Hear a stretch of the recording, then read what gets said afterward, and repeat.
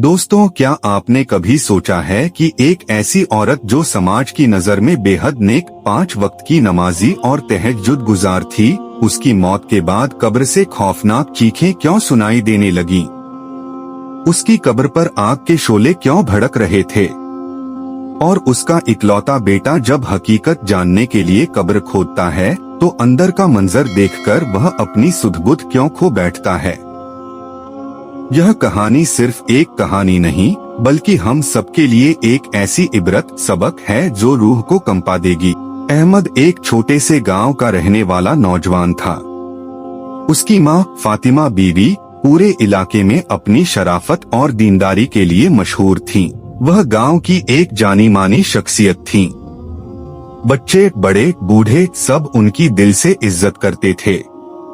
फातिमा बीवी ने गांव के स्कूल में लंबे समय तक पढ़ाया था और रिटायरमेंट के बाद भी वह घर पर गरीब बच्चों को मुफ्त ट्यूशन और कुरान की तालीम देती थीं।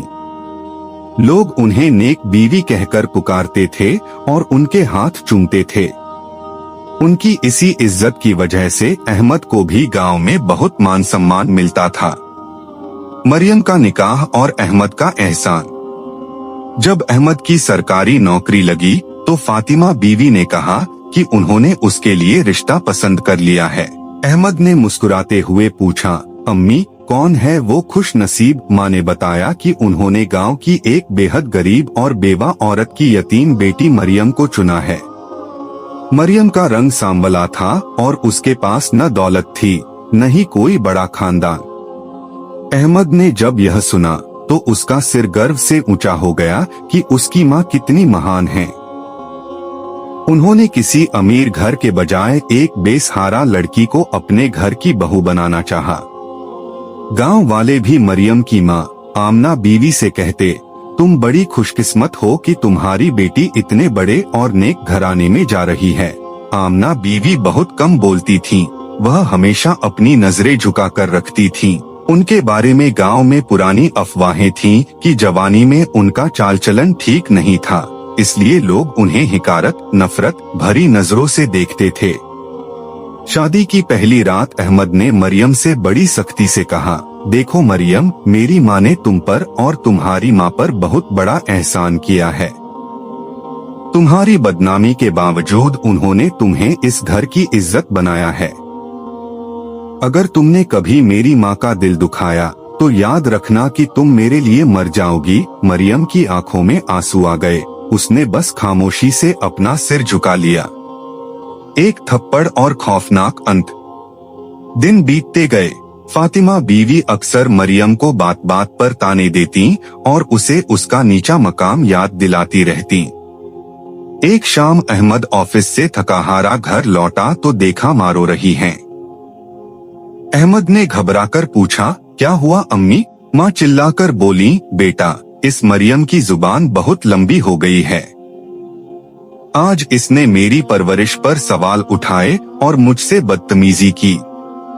मैंने इसे नई जिंदगी दी और यही मेरा सिला है। अहमद का खून खौल उठा। उसने आव देखा न ताव मरियम के चेहरे पर एक के बाद एक कई जोरदार थप्पड़ जड़ दिए। मरियम बिलखती रही, लेकिन अहमद ने उसकी एक न सुनी। फातिमा बीवी के चेहरे पर उस वक्त एक अजीब सा सुकून और मुस्कुराहट फैल गई। उसी रात फातिमा बीवी सोई, लेकिन सुबह जब सूरज निकला तो वह कभी दोबारा नहीं उठी। उनकी मौत नींद में ही हो गई। पूरा गांव फातिमा बीवी के जनाजे में उमड़ पड़ा। हर तरफ उनकी नेकी के चर्चे थे। अहमद टूट चुका था। वह दिन रात माँ की कब्र पर जाकर बैठता और दुआएं मांगता।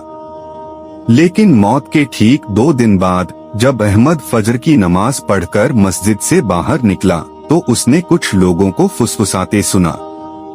लोग कह रहे थे, फातिमा बीवी की कब्र के पास से गुजरना मुश्किल हो गया है।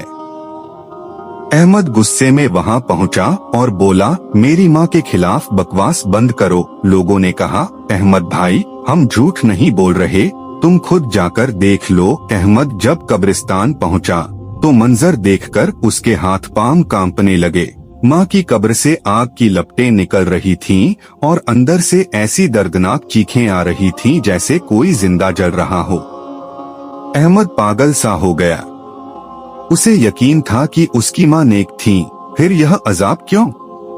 उसे लगा कि शायद मरियम ने माँ को जहर दिया होगा और इसी वजह से उनकी रूह तड़प रही है। उसने घर जाकर मरियम पर खूब जुल्म किया, उसे खाना पीना बंद कर दिया और उसे घर से निकालने की ठान ली। उस रात अहमद ने ख्वाब में अपनी माँ को देखा। माँ के कपड़े जले हुए थे और वह रो रही थीं। उन्होंने कहा, बेटा, मरियम से कहो कि मुझे माफ कर दे। उसके और उसकी माँ के माफ किए बिना मुझे इस जलती आग से निजात नहीं मिलेगी। अहमद सुबह उठा और इमाम साहब के पास गया। इमाम साहब ने कहा, बेटा, नमाज और इबादत अपनी जगह है, लेकिन अगर किसी का हक हुकूक बाद मारा गया हो तो अल्लाह भी माफ नहीं करता। जाओ और पता करो कि तुम्हारी माँ ने किसके साथ नाइंसाफी की है। अहमद ने जब शक में आकर रात के अंधेरे में अपनी माँ की कब्र की मिट्टी हटाई और अंदर झांका तो वह मंजर देखकर बेहोश हो गया। उसने देखा कि माँ के बदन पर सांप लिपटे हुए थे और वही आग उनके सीने से निकल रही थी। जब उसे होश आया तो उसे कब्र के एक कोने में कुछ पुराने मटमैले कागजात मिले। वह कागजात लेकर चुपचाप घर आ गया। अहमद ने मरियम का पीछा किया, जो चुपके से अपनी माँ आमना बीवी के पास गई थी। अहमद खिड़की के पीछे छिपकर उनकी बातें सुनने लगा। मरियम रोते हुए कह रही थी, अम्मी, फातिमा बीवी ने हमारे साथ जो किया उसकी सजा उन्हें मिल रही है, लेकिन अहमद जी मुझ पर बहुत जुल्म कर रहे हैं। उन्हें नहीं पता कि जिस घर में वो रह रहे हैं वो असल में हमारा है। अहमद अंदर दाखिल हुआ और कागजात मेज पर पटक दिए। उसने चिल्लाकर पूछा, क्या बकवास है ये? बताओ सच क्या है? तब आमना बीवी ने कांपते हाथों से अपनी दास्तां सुनाई।